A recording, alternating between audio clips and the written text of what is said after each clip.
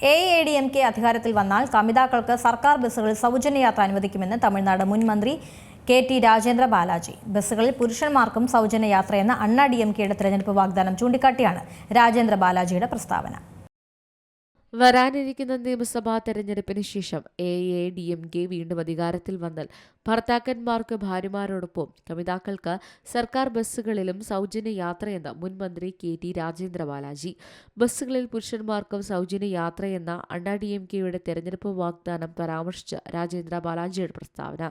ശിവകാശിയിലെ പാവടിത്തോപ്പിൽ AADMK വനിതാ വിഭാഗം സംഘടിപ്പിച്ച MGR ജന്മവാർഷിക പൊതുയോഗത്തിൽ സംസാരിക്കവേ എടപ്പാടി K പളനിസ്വാമി മെയ് 5 മുഖ്യമന്ത്രിയായി സത്യപ്രതിജ്ഞ ചെയ്യുന്നതോടെ പാർട്ടി DMKയെ പരാജയപ്പെടുത്തി സർക്കാർ രൂപീകരിക്കുമെന്ന് ബാലാജി പറഞ്ഞു.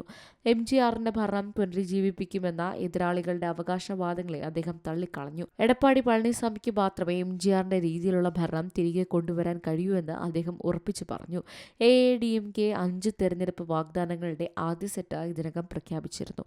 ഇത് DMKയെ ഞെട്ടിച്ചുവെന്ന് അദ്ദേഹം പറഞ്ഞു. DMK സർക്കാരിന്റെ സ്ത്രീകൾക്കുള്ള സൗജന്യ ബസ് യാത്രാ പദ്ധതി പരിഹസിച്ചുകൊണ്ട് അത് കുടുംബങ്ങളെ ഭിന്നിപ്പിക്കുമെന്നും ഭാര്യ ഭർത്താക്കന്മാർക്ക് വെവ്വേറെ ബസ്സുകളിൽ യാത്ര ചെയ്യാൻ നിർബന്ധിതരാകുമെന്നും ബാലാജി ആരോപിച്ചു.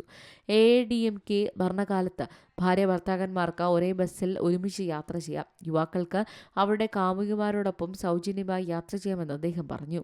ന്യൂസ് ഡെസ്ക് സിമലം ന്യൂസ്. ഏറ്റവും പുതിയ വാർത്തകളും വിശേഷങ്ങളും വിരൽ തുമ്പിലറിയാൻ സീ മലയാളം ന്യൂസ് എല്ലാ ഡിജിറ്റൽ പ്ലാറ്റ്ഫോമുകളിലും ലഭ്യം.